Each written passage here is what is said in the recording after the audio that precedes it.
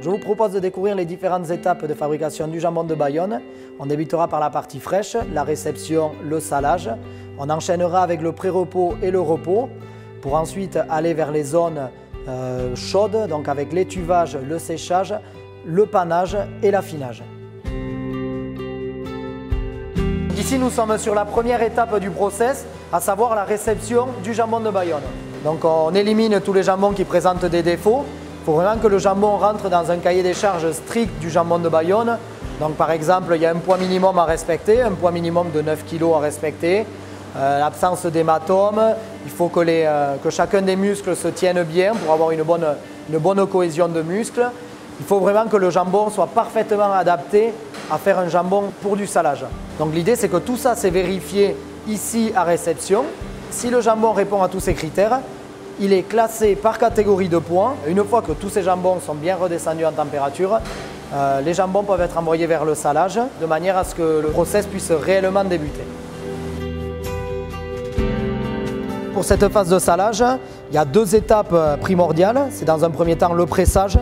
Il faut que l'on presse les veines du jambon de manière à vider le sang résiduel qui peut rester dans les veines de ce jambon. Donc il faut appuyer énergiquement et de manière assez forte sur le jambon pour arriver à extraire un maximum de sang de ces veines. Une fois que le pressage est fait, donc on va commencer à saler du côté de la couenne. Donc il faut frotter énergiquement le jambon pour que le salage soit réussi. Le sel pour saler les jambons de Bayonne doit exclusivement provenir de la saline de Salise de Béarn. La particularité de ce sel, c'est que c'est un sel de source et c'est ce qui fait un petit peu la particularité du jambon de Bayonne puisque le jambon de Bayonne est le seul jambon européen à être salé avec du sel de source. Donc ici, nous sommes dans le saloir. Donc là, les jambons vont rester autant de temps que nécessaire. Donc c'est-à-dire que la durée de salage va dépendre de leur poids. Donc il faut savoir qu'en moyenne, les jambons de Bayonne font à peu près entre 10,5 kg et 11 kg de poids frais. Donc pour ce type de jambon de ce poids-là, la durée de salage va être d'environ 13 jours. L'intérêt de cette sale, c'est vraiment de faire pénétrer le sel à l'intérieur du jambon et de faire sortir l'eau. On travaille sans ventilation, c'est-à-dire qu'on va travailler sur un froid à environ 2 degrés, sur des hygrométries très élevées, on est à peu près à 85% d'hygrométrie, on va même arroser volontairement le sol pour avoir un maximum d'hygrométrie.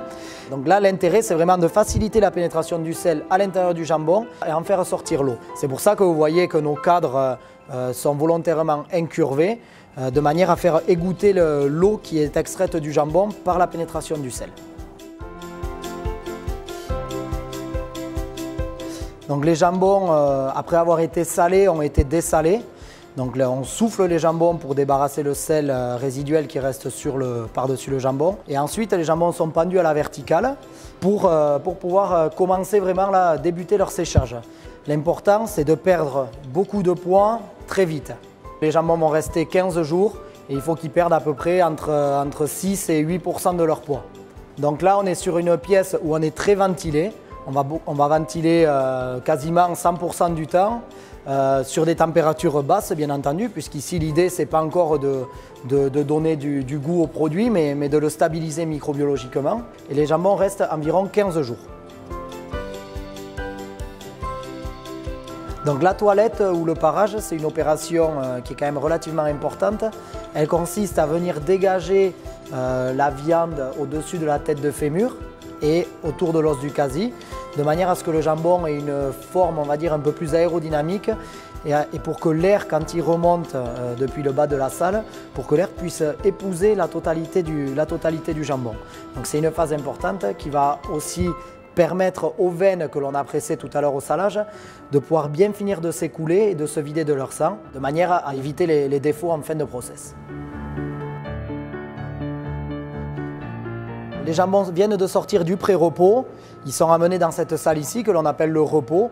Là, on continue à chercher à perdre de l'eau dans le jambon, mais on va moins brusquer quand même le jambon que ce qu'il a été au pré-repos. Ici, ça va être une phase un peu plus longue qui dure à peu près 1 mois et demi. Et dans cette pièce-là, l'air sec est soufflé par les côtés le long des murs. Il y a des déflecteurs en bas de chaque salle qui vont ramener l'air vers le centre de la pièce. L'air sec, du coup, va remonter. En remontant, il se charge de l'humidité des jambons. Et il est réaspiré en haut par les bouches d'aspiration que nous avons ici en haut sur les plafonds.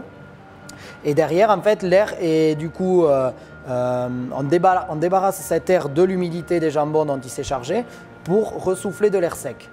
Donc l'idée, nous, en fait, c'est que ni plus ni moins, on va reproduire les saisons. L'idée, c'est qu'il débute par une phase hivernale, une phase froide, ce qui est très important pour la sécurité alimentaire, puisqu'il faut absolument que le jambon soit stable microbiologiquement avant de travailler sur tout ce qui est goût, flaveur et développement des arômes.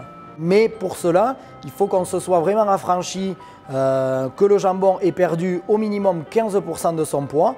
C'est ce vraiment qui va nous valider que le jambon peut basculer sur des températures hautes où on pourra faire autre chose que de la stabilisation microbienne. Quand on rentre dans cette salle, l'important c'est de voir si le jambon répond bien, si le jambon est relativement souple, donc il ne faut pas qu'il soit trop dur. En fait, l'idée c'est qu'il faut arriver à un compromis entre un jambon qui sèche bien, mais qui ne croûte pas malgré ça, puisqu'il faut éviter un croûtage en surface. Et également, il faut éviter d'être trop humide, de travailler trop humide, ce qui engendrerait des risques de poissage. Il faut vraiment qu'on soit très attentif à ça pour réguler plus ou moins les températures et les hygrométries si besoin. Les jambons vont être amenés dans cette salle qui est la salle d'étuve. Et dans cette pièce-là, on va faire un petit peu tout ce qui correspond à la phase du printemps, tout simplement dans les saisons. Donc c'est une phase très courte d'1 semaine, mais sur 1 semaine, on va leur faire vraiment une montée en température en palier jusqu'à peu près 24 degrés pour après redescendre en température de séchage à 13 degrés. Donc cette phase-là n'est pas obligatoire dans le cahier des charges jambon de Bayonne, mais elle est toutefois fortement conseillée, puisque au niveau des phénomènes physico-chimiques, il se passe beaucoup de choses puisqu'on monte vraiment beaucoup en température. Les acides aminés qui vont vraiment commencer à se développer, à faire leur travail. Et là, on va vraiment donner la couleur rouge qui est atypique au jambon de Bayonne, donner cette couleur rouge et vraiment commencer à développer les flaveurs. Ici, on va les stabiliser à une température entre à peu près 13 et 15 degrés. Donc là, l'idée, c'est que les jambons vont rester de l'âge de 2 mois et demi jusqu'à l'âge à peu près de 5 mois et demi. Donc dans cette pièce-là, les jambons vont rester 2 mois. C'est ce qui correspond à la saison du printemps, début été.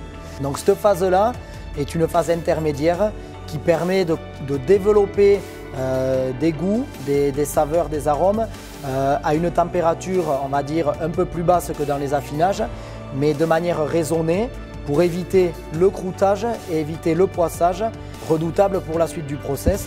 Donc là, vraiment important d'arriver à garder cet équilibre de séchage pour avoir un jambon qui arrive parfaitement dans de très bonnes conditions à l'affinage pour le panage. L'intérêt de l'affinage, c'est vraiment de terminer le produit. C'est ce qu'on appelle la salle de maturation. On est à peu près entre 16 et 18 degrés. L'idée, c'est que là, on reproduit la phase de l'été. Les jambons vont rester de l'âge à peu près du coup de 6 mois à minimum 9 mois. Mais après, selon les pièces, selon la taille du jambon, son poids, son épaisseur de gras, le jambon peut rester même jusqu'à 12 mois. Dans cette salle-là, on va vraiment travailler sur le côté physico-chimique. C'est-à-dire que là, les acides aminés vont vraiment se développer et donner vraiment de la flaveur, de la rondeur en bouche au jambon de Bayonne. Ce petit goût fruité, certains parlent d'un arrière-goût de noisette. C'est à ce moment-là que ce goût-là vient. L'affinage va vraiment permettre de terminer le produit et de faire ce qu'est le jambon de Bayonne. Quand on fait du jambon de Bayonne, on a un minimum d'affinage à respecter de 9 mois. Et donc pour un jambon qui reste 9 mois en affinage, il faut absolument le protéger par cette couche. Donc la panne, c'est un mélange de farine de riz et de graisse de porc. Elle n'a pas de qualité organoleptique, mais elle va permettre en fait de protéger le maigre du jambon afin d'éviter qu'il y ait un croûtage qui se fasse lors de cet affinage et permettre au jambon de continuer à se développer et à sécher de l'intérieur vers l'extérieur plutôt que de croûter vraiment sur une pellicule en surface. Donc c'est un geste très technique avec un savoir-faire historique qu'il faut continuer à perpétuer. Une fois que les jambons ont terminé leur phase d'affinage, ils sont tous obligatoirement soumis à un sondage. Donc on vient avec un os de péroné de cheval, pénétré en 3 points, donc au niveau du jarret, et ensuite en 2 points autour de la tête de fémur, pour vérifier que les 2 veines que l'on a pressées tout à l'heure au salage que l'on ait bien éjecté le sang et qu'elles ne présentent du coup pas de problème d'odeur ou d'infiltration qui aurait pu apparaître lors du process de séchage. Avant de pouvoir expédier le jambon, on va vérifier que le jambon réponde bien. Donc au niveau du jarret, il faut vérifier que le jarret soit bien creusé. Et après également sur l'ensemble de la partie maigre du jambon, il faut vérifier qu'il n'y ait pas de zone molle, que quand on y appuie dessus, il y ait un certain retour qui se fasse, de manière à ce que le jambon soit assez sec mais pas trop.